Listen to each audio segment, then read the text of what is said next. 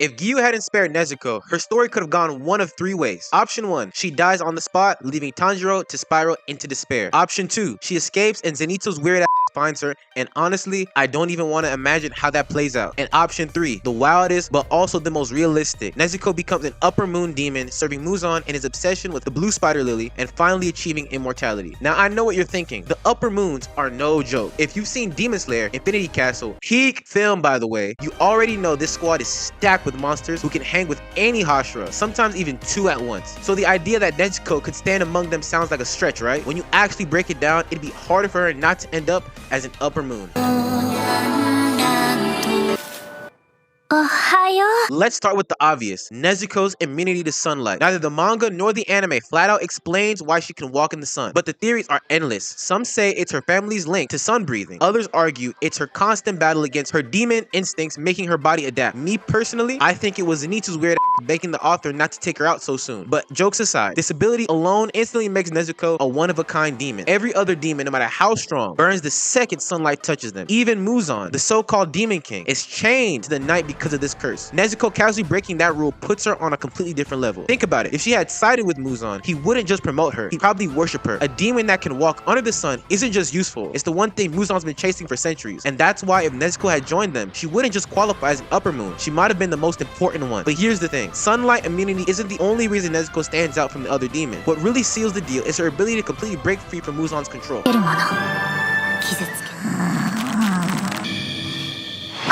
Another reason Nezuko would have been an upper moon, she's one of the only demons who fully broke free from Muzan's control. Now, one of Muzan's most broken abilities is the way he manipulates every demon he creates. That's his leash. The reason he's feared and respected. When Muzan injects his blood into a demon, they don't just become a demon, they become his property. Their cravings, their weaknesses, their very biology all tied them back to him. So normally, disobeying Muzan isn't just rebellion. It's like trying to fight against operating system hardwired into your body. That's why demons follow him without question. They don't really have a choice. But Nezuko, she broke that cycle. She fought against his will, refused to eat human flesh, and chose Tanjiro over Muzan's command. And not only that, she actively helped the Demon Slayer Corps, doing the exact opposite of what Muzan demanded. When you combine that defiance with their sunlight immunity, it puts her in a category of demon we've literally never seen before. And if you think breaking free from Muzan is impressive, just wait until you see how her body stacks up in battle, because Nezuko's regeneration is on a whole different level. Now let's talk regeneration. Nezuko's trump card. Demons already have insane healing powers, but Nezuko, she's on another level. Remember what Akazaya told Rengoku? RIP Rengoku-san. Humans can train all they want, but what makes demons truly terrifying is their ability to heal faster than you can land a killing blow. In that department, Nezuko doesn't just keep up, she takes the crown. We really see this shine in the Entertainment District arc, when Nezuko went toe-to-toe with even she was shocked by Nezuko's regeneration speed. And it wasn't just normal healing. Nezuko could literally manipulate her own blood to fuel her recovery, piercing herself back together that even seasoned upper moon hadn't seen before. Think about that. Upper moon demon, who's used to wiping out Hashira like it's light work, is standing there stunned at your abilities. You're built different. Nezuko isn't just surviving battles, she's respawning in real time, becoming this unkillable nightmare for any opponent. Outside of Muzan himself, there are few demons who could stand against her regenerative onslaught. Regenerate isn't even her scariest ability, because when Nezuko unleashes her blood demon art, that's when things really get unfair.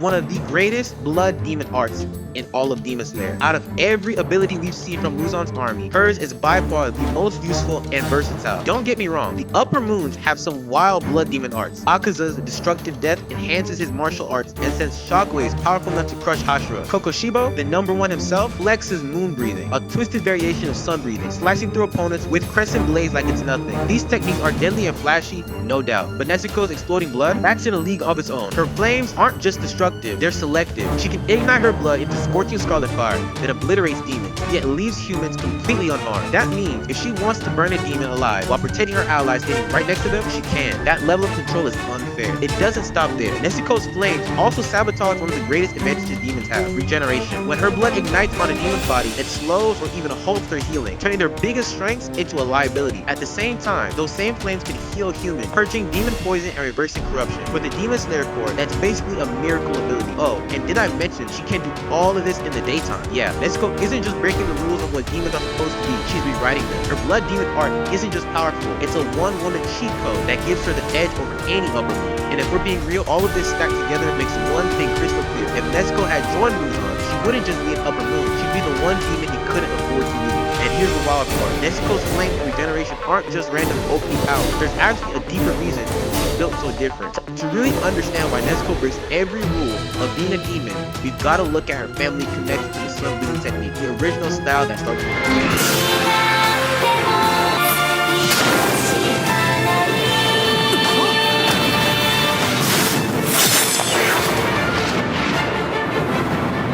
We have Nezuko's connection to the sun breathing technique, the original and most powerful breathing style. Every single breathing form we know, water, flame, wind, you name it, all trace back to sun breathing. It's the foundation, the rarest, and the only technique that Muzan ever had himself trembling in fear. Remember the man who nearly ended Muzan with a Hanafuda earrings and wielded sun breathing. That legacy alone sets the bar. Technically, the Kamado family aren't direct blood descendants of Yoruichi Sugikuni, the first sun breather. That line runs from his brother, Michikatsu, who ironically became Kokushibo, upper rank 1. But the Kamado family still preserves sun breathing through Rikino Kami Kagura Dan. Tanjiro learned it by mimicking his father, and that tradition is exactly what kept the flame alive across generations. As for Nezuko, being Sumiyoshi's descendant, she grew up seeing that same ritual passed down in her family. Even as a child, those memories could have left a mark on her soul, and when she turned into a demon, they might have shaped the way her powers broke every single mold. A demon immune to sunlight, a demon who can resist Muzan's control, a demon who heals, destroys, and protects all at once. That ancestral tie, even without being a direct bloodline, explains why Nezuko feels like the exception to every rule. It's the missing piece that evaluates her from just another demon to someone easily earns her seat at the upper moon table, and maybe even above it. In conclusion, Nezuko Kamado isn't just a powerful demon. She's a symbol of the strength of sibling bond. Now, if you're an only child, maybe this won't hit as hard. And if you hate your siblings, well, you might want to skip this part. But in all seriousness, her relationship with Tanjiro shows just how far family ties can carry you. Even when her very biology was wired to destroy him, Nezuko resisted, becoming not just an ally, but Tanjiro's ace in the hole in every battle. She proves that blood isn't just a biology, it's about loyalty, love, and the kind of strength that can defy even fate itself. Nezuko isn't just a plot device or sidekick, she's living proof that blood is thicker than water. Pun absolutely intended. And when you combine that heart with her unmatched abilities, it's no wonder she would have earned her seat among the upper moon demons. Once again, my name is AOI-KUN,